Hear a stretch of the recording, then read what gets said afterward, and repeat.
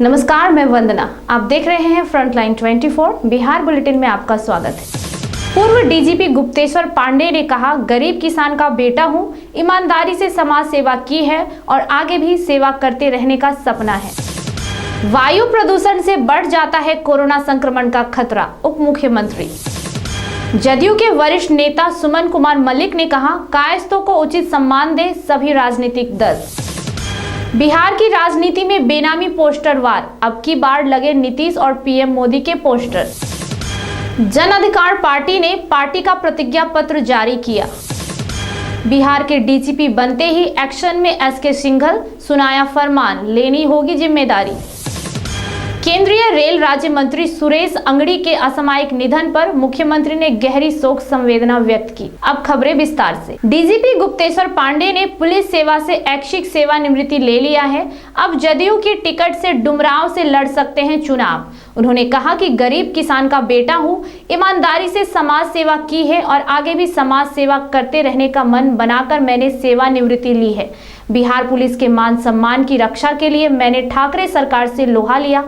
बिहार के राज्यपाल ने उनकी अर्जी स्वीकार कर ली है।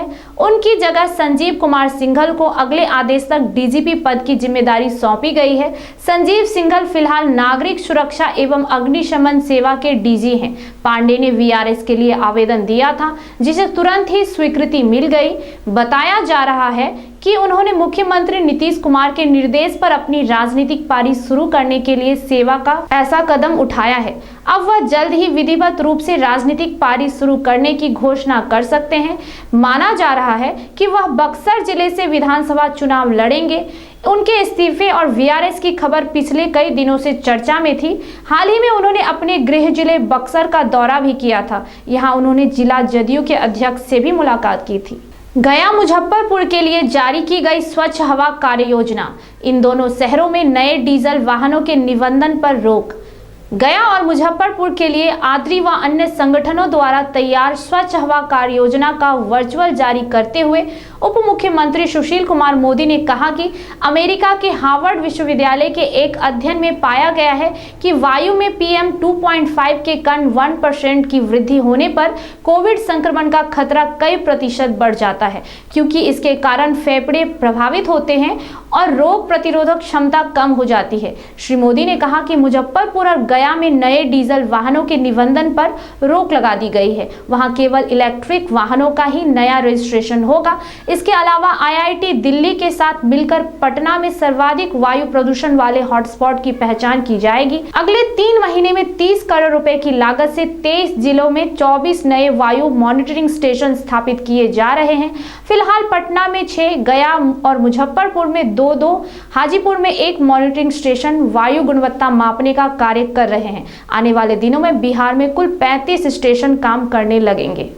जदयू के वरिष्ठ नेता व पार्टी के सचिव सुमन कुमार मलिक ने आगामी बिहार विधानसभा चुनाव में एनडीए के सभी घटक दलों के साथ ही महागठबंधन और तीसरा मोर्चा के नेतृत्व से 10% कायस्थ नेताओं को टिकट देने की मांग की है। श्री मलिक ने कहा कि कायस्थ जाति कलमजीवी समुदाय के होते हैं, ऐसे में उनका समर्थन एनडीए को ही जाता है। उन्होंने कहा कि परंतु पिछले 15 वर्षों से राज्य में कोई कायस्थ नेता मंत्रिमंडल में नहीं होने के कारण कायस्थ मतदाताओं में काफी रोष है। विधानसभा चुनाव से पहले बिहार की राजनीति में इस बार एक नई चीजें देखने को मिल रही है। बिहार की राजनीति में बेनामी पोस्टर वार चल रहा है और शहर में बेनामी पोस्टर लगाए जा रहे हैं।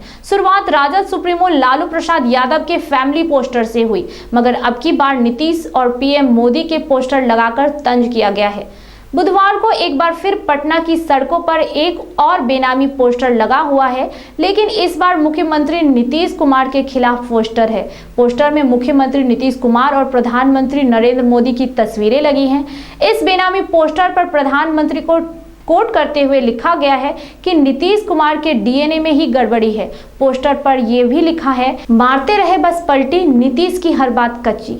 बेनामी पोस्टर वार की शुरुआत राजद सुप्रीमो लालू प्रसाद यादव के फैमिली पोस्टर से हुई थी, जिसमें राजद सुप्रीमो लालू प्रसाद यादव सलाखों के पीछे थे और फैमिली आगे थी।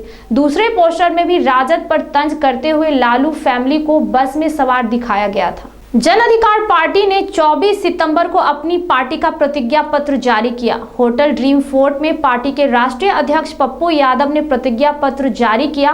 मौके पर अन्य नेतागण मौजूद रहे। पप्पू यादव ने प्रतिज्ञा पत्र जारी करते हुए कहा कि हमारी पार्टी हर संकट में जनता के बीच होती है। पटना का जलजमाव हो, मुजफ्फरपुर में चमकी बुखार हो या कोरोना वायरस, हमारे कार्यकर्ता हमेशा जन सेवा में लगे रहे हैं। पप्पू यादव ने आगे कहा कि बिहार विधानसभा चुनाव में जनता उन सभी नेताओं को सबक सिखाएगी जो जीतने के बाद जनता को ही भूल जाते हैं। इस बार हम पूरी तैयारी के साथ चुनाव में उतरेंगे और जनता हम पर अपना भरोसा जरूर दिखाएगी। भारतीय पुलिस सेवा के 1988 बैच के अधिकारी एसके सिंघल ने बुधवार को बिहार के डीजीपी का प्रभार संभाल लिया। कामकाज शुरू करते हुए उन्होंने सीनियर पुलिस अधिकारियों के साथ बैठक की और पुलिस की प्राथमिकताएं तय की।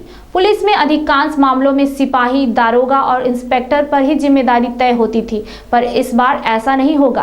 राजपत्रित पुलिस अधिकारियों यानी एसपी, डीएसपी और उससे ऊपर के अफसरों को भी अब जिम्मेदारी लेनी होगी। डीजीपी एसके सिंघल ने आदेश दिया कि अपराध नियंत्रण, विधि व्यवस्था और शराबबंदी पर पुलिस पूरी ताकत से काम करे। इसमें किसी भी सूरत में इस मामले में कोताही बर्दाश्त नहीं की जाएगी। मुख्यमंत्री नीतीश कुमार ने केंद्रीय रेल राज्य मंत्री सुरेश अंगड़ी के असामयिक निधन पर गहरी शोक संवेदना व्यक्त की है।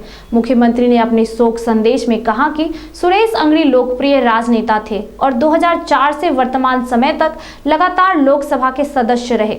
उनका रेलवे मंत्रालय का कार्यकाल भी शानदार रहा। उनके निधन से राजनीतिक एवं सामाजिक क्षेत्र में अपूरणीय क्षति हुई है।